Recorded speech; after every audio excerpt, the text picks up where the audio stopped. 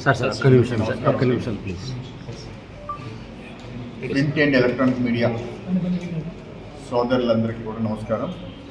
ఈరోజు ఈ యొక్క 2024 డిసెంబర్ ఎండ్ అవుతున్న ఈ సందర్భంలో మన గౌరవనీయులైన మన ఎమ్మెల్యే గారి యొక్క సమక్షంలో కదిరి ఆర్డీఓ ఆఫీస్లో మన మున్సిపల్ కమిషనర్ గారు, సబ్ రిజిస్టర్ గారు, మేము, అలాగే మన ఎమ్మెల్యే గారి యొక్క మీద గతంలో కూడా 2-3 సార్లు మీటింగ్ కండక్ట్ చేశాము. మెయిన్ ఆబ్జెక్ట్ ఒకటే, ఎక్కడైతే ల్యాండ్ గ్రాబింగ్ యాక్ట్ అనేది ఇంపాక్ట్ అవుతున్నారో, ఎవరైతే ప్రభుత్వ స్థలాలు ఎక్కువ ఆక్రమించుకొని మాది అనేసి దౌర్జన్యపరంగా ఉంటున్నారో, ఎవరైతే కొంతమంది చేతుల్లోని భూమి అనేది ఒక రకమైన వాళ్ళకి ఒక వస్తువుగా మారడం కాకుండా పేదవారికి, ముఖ్యంగా ఎవరైతే బిలో పవర్టీ లైన్ ఉన్న ప్రజలు ఎవరికైతే వెళ్ళవలసిన హక్కులు, ఆధారాలు ఉన్నాయో అవన్నీ కోల్పోతున్న సందర్భంలో గతంలోని ఏవైతే ఆథరైజ్డ్, అనాథరైజ్డ్ లేఅవుట్స్ ఏవైతే మనం క్లారిఫై చేసి కొన్ని సందర్భాల్లో ఎటువంటి రిజిస్ట్రేషన్ చేసినప్పుడు ఎటువంటి పరిమితులు, ఎటువంటి నిబంధనలు అనుసరించాలనేసి మనం బహిరంగంగా పెట్టుకున్న మనం ఎక్కడైతే మీటింగ్ పెట్టుకున్నామో ఆ సందర్భాన్ని పురస్కరించుకొని 4-5 సార్లు దీనిపైన మనం కూర్చొని ఈరోజు ఒక నిర్ణయానికి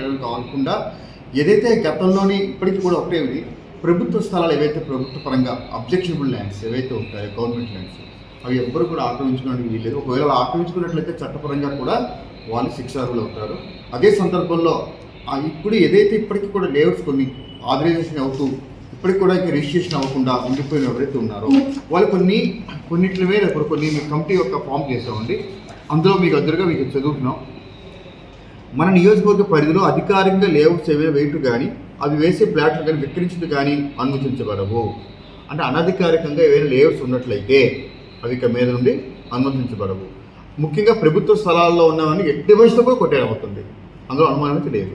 రెండోది 31/8/2019 కన్నా ముందు వేసినటువంటి అనధికారిక లేఅవుట్లు ఏవైతే ఉన్నాయో ఆ ఫ్లాట్ కొనుగోలు చేసేటప్పుడు ప్రజలు 14% లేఅవుట్ డెవలప్మెంట్ ఛార్జెస్ అనేవి చెల్లించబడాలి. ఇవి కాకుండా ప్రభుత్వాన్ని నిర్దేశించే పెనాల్టీ ఛార్జెస్ ఏవైతే ఉంటాయో రెగ్యులేషన్ చేయడానికి ఆ టౌన్ ప్లానింగ్ ఆఫీసర్ ద్వారా మండల స్థాయిలో తహసీల్దార్ని సంప్రదించి వివరాలు తీసుకోవాలి.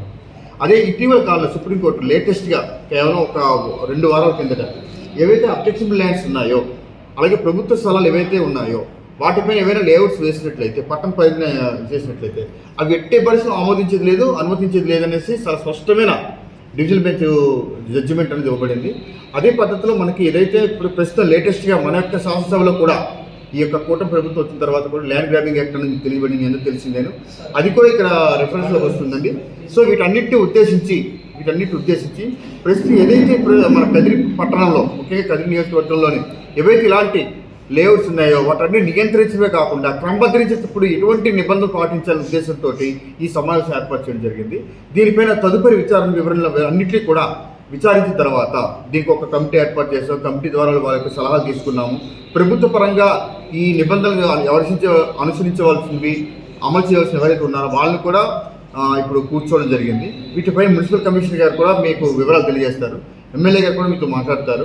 ఇవన్నీ పూర్తయిన తర్వాత ఫైనల్గా ఎస్ఆర్ఓ దగ్గరికి వెళ్ళేసాకల్లా ఎస్ఆర్ఓ దగ్గర కూడా ఎటువంటి వాళ్ళకి ఏముంటుందంటే వాళ్ళకి టార్గెట్స్ ఉంటాయి, వాళ్ళ యొక్క నిబంధనల ప్రకారం ఉంటుంది. రేపు January 1 నుండి కూడా మనకి తెలిసిందే ఈ యొక్క రిజిస్ట్రేషన్ ఛార్జెస్ కూడా పెరుగుతున్నాయి. వీటన్నిటి దృష్టిలో ఉంచుకుని ఈ మీటింగ్ అనేది ఏర్పాటు చేయడం జరిగినదండి. Thank you. ఈ వివరాన్ని మీతో తెలియజేస్తాను.